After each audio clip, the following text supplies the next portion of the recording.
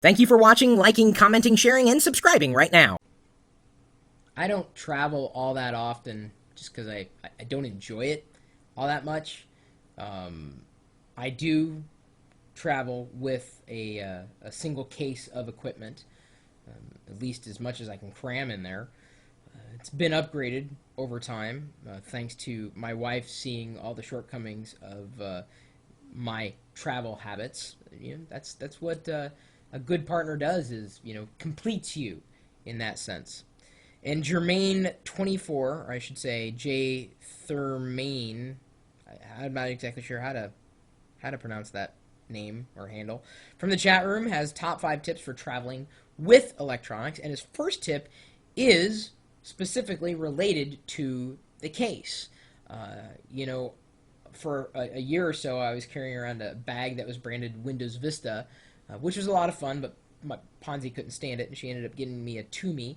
And I got to tell you, I probably wouldn't have bought it myself, but I'm glad that I have it because it's got a good set of pockets inside the Toomey case. It's very well constructed. There's a laptop area that's padded, which is nice.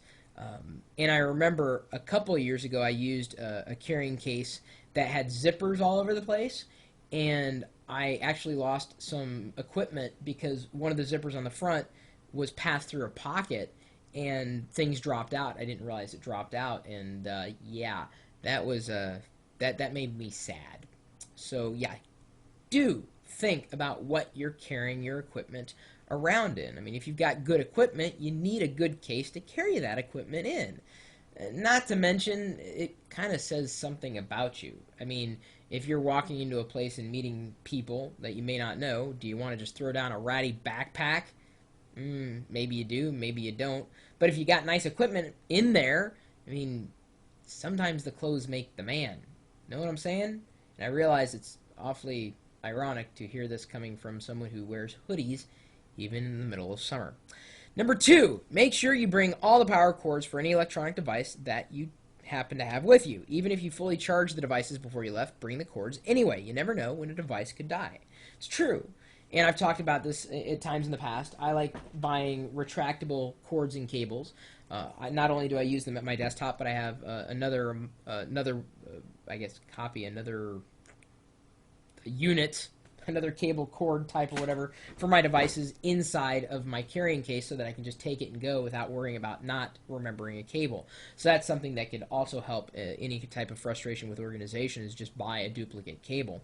In terms of losing, battery power, it does depend on the type of device you have, but there are like battery packs that you can buy for a variety of portable devices that can help you recharge or just give you an extra boost when you need it in between charges.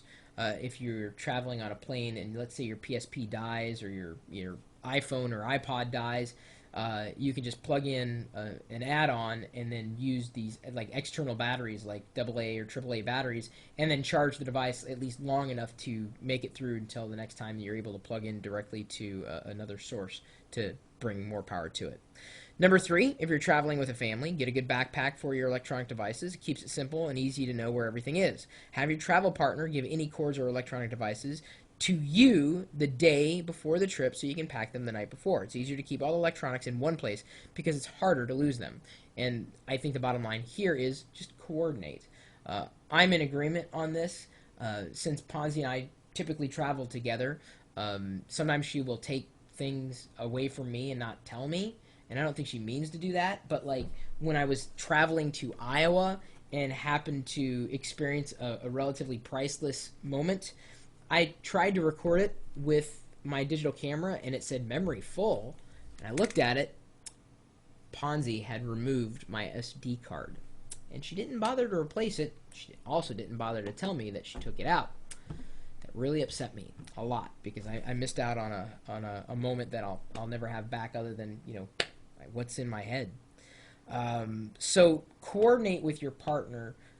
Keep them in one place if you can. If you run into a situation where you both have the same types of devices, make sure you've got enough cords to go around, or at least to figure out a charging schedule. And in line with this, recharge at night.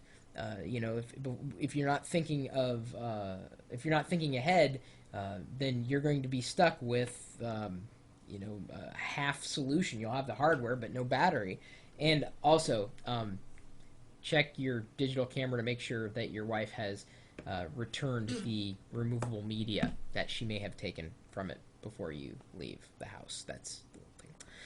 Number 4, label any or all cords, what they are and who they belong to. Just get a roll of masking tape if you want, or a label maker, and just write a simple identification like what it is and who owns it, and attach it to the proper cord.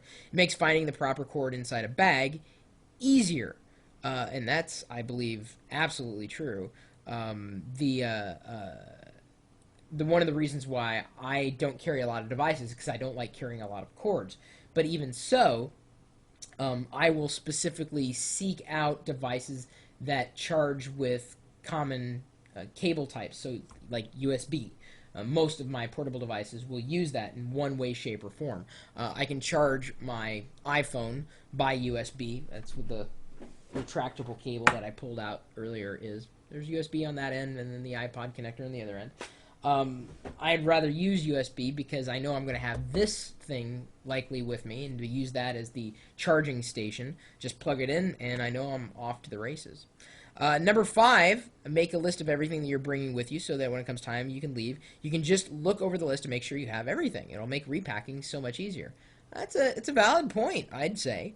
And you could even, I don't know if I'd make the list electronically, because if your battery died, you wouldn't be able to check it. Just have like a little legal pad, write out what you have so that you know you've got everything. Keeping yourself organized is certainly going to help, whether it's labels so that you can find these cables and cords easier in a bag, or whether it's just tracking this stuff so that you know you go home with what you brought with you. It's good for just peace of mind when you're traveling with equipment that could be real expensive that you may have to replace if you lose. I ended up buying an inverter for a car when I was in Iowa, and I bought it knowing that I wasn't going to take it with me, but I was like, well, I'm coming back to Iowa again. I'm going to need it again, and I know my family would probably never use it, so I'll just buy it and just keep it in one of their cars, and when I come back to Iowa, then I know I've got one there. So I even keep electronic equipment in places where I don't live, knowing that I'm going back there one day and I won't have to buy it then, and other people can get some use out of it because I've got my own inverter here in the Seattle area. He's also got a couple other tips for anybody traveling, like obeying the law, and if you're going to be driving, instead of just talking directly on your phone, get a headset or talk by Bluetooth, and I think those are good general safety tips for people to keep in mind. If anybody has any other tips related to electronics or travel, the summer months are coming up, and certainly be interested in sharing your ideas with the rest of the community. My email address is chris@pirillo.com. And you're welcome to email me anytime. You're also welcome to swing by the chat room where we're typically talking tech 24 hours a day, 7 days a week. And that's at live.pirillo.com. We'll see you later.